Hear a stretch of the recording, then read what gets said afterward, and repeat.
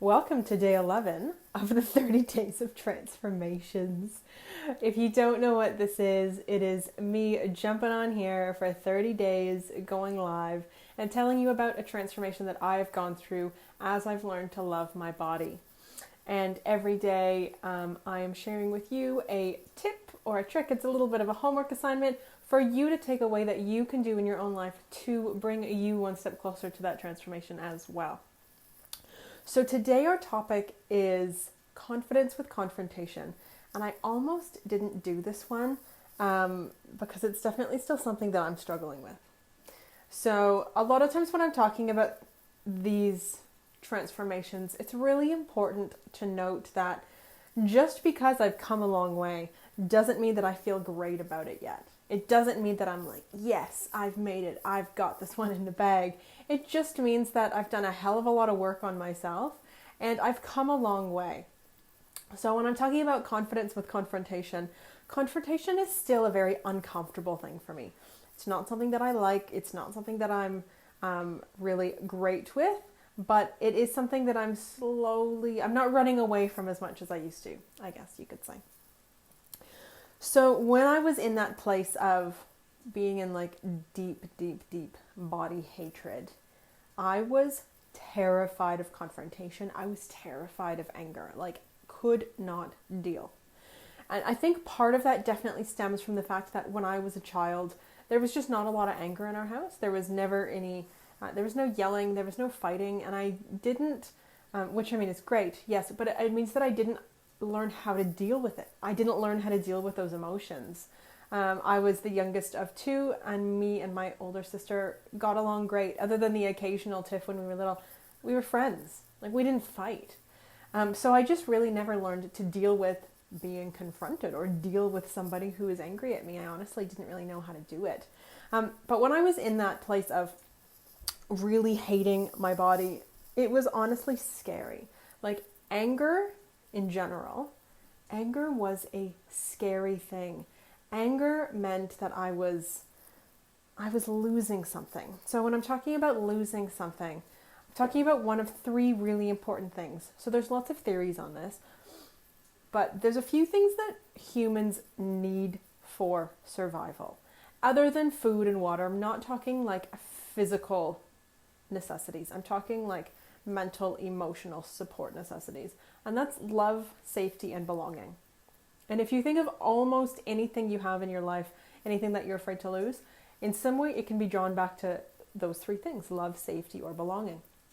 And when I was faced with anger, when I was faced with confrontation, I was terrified that I was going to lose one of those things. So, for example, I remember very clearly, I would have been maybe 13 or 14. I was riding horses. I was at a farm near my house. It was in the middle of winter.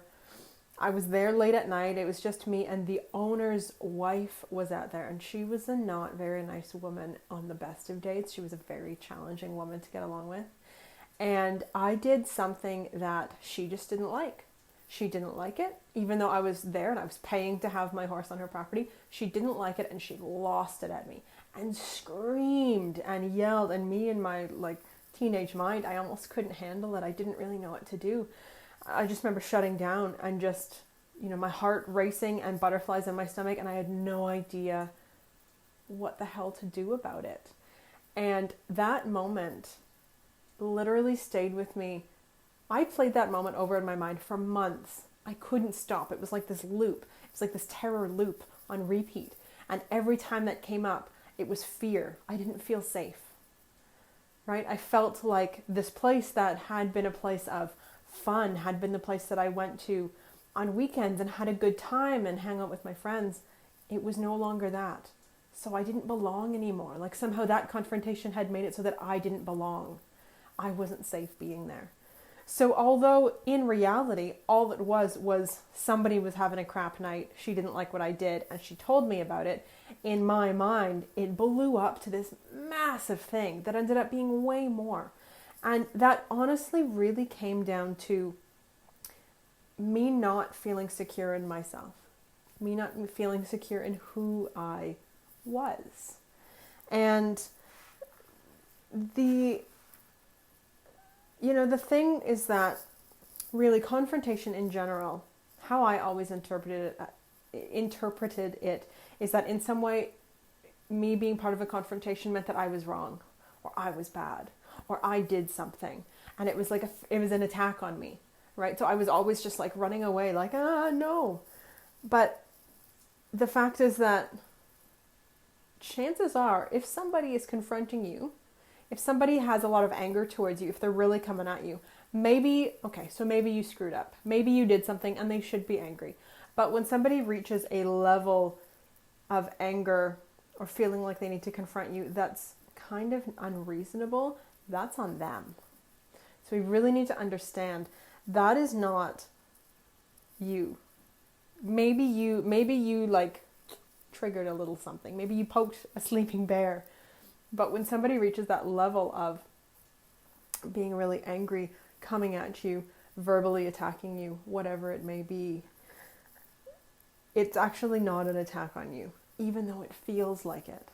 So, do you feel attacked? If you're watching the replay, let me know. Comment below. Do you feel attacked in confrontation? Do you feel like you are like running for the hills? And is there any way that you can turn that around and instead of running, throw some compassion at them? Maybe not in the moment, but really meet that challenge with compassion and kindness instead of being angry back or instead of being afraid. Confrontation, my entire life, essentially triggered every single one of my insecurities. So I'm talking, my lack of worthiness, my lack of feeling good in my body. For most of my life, you would know that I felt ugly, I felt alone, I felt unworthy, I felt unlovable, I felt like I would never belong anywhere. And so in confrontation literally triggered every single one of my sore spots, every single one. And through learning to love my body, and may I add, learning to love myself, who I am, I really have learned that it doesn't need to trigger that. I mean, that's one of the beautiful things that we do in the Body Love Bootcamp is we really talk about your emotions underneath things. And something on the surface is not necessarily what it is underneath, right? That's really part of a lesson that it took me a long time to learn that. But once you realize that, things don't need to trigger you, you do actually have a choice whether or not you take that on board. And nobody else, and I've said this before and I'll say it again, nobody else can ever make you feel unworthy or unloved or even unhappy for that matter without your permission. You are the one that has to basically step up and say, yep, go ahead, you can make me feel that way. You are choosing it. You make yourself feel that way. So just like that in a confrontation, nobody else can make you feel triggered. They can make you feel maybe afraid in the situation, but at the end of the day, when you walk away from that, it's up to you how you walk away from that. And that's a really important thing. And really learning to love yourself, learning to accept who you are, and feeling really confident and trusting yourself, massive. Absolutely massive when it comes with this. I mean, like I said at the beginning, I'm still learning about this, okay? Confrontation is still not an easy thing for me, and I don't think it ever will be. I just don't think it's in my makeup. But I'm becoming more confident in how I handle it when I find myself in that situation, because inevitably in life, we are all going to find ourselves in some sort of confrontation. We are all going to find ourselves facing somebody who's angry. Maybe we've made them angry. Maybe somebody else has made them angry. It's going to happen. It is inevitable. So really it comes down to how do you want to deal with it and how do you want to feel when you walk away from that situation? Because that's really what it comes down to. So your homework for today really it's an affirmation. And I also want to encourage you to journal about this though. So this might be a bit of a two-part. the affirmation is simply, I trust myself. And that means a lot. So that means I trust myself coming into an argument, means I trust myself and able to deal with whatever comes at me. I trust myself in knowing my self-worth. I trust myself in all of these things.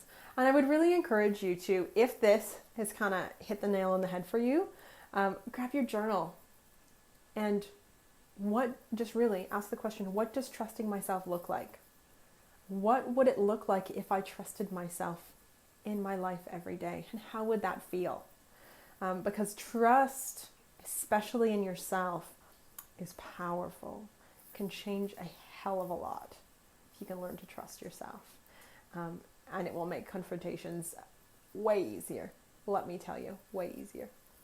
So that's it for us for today. I hope that this has been helpful. As usual, comments below, questions below.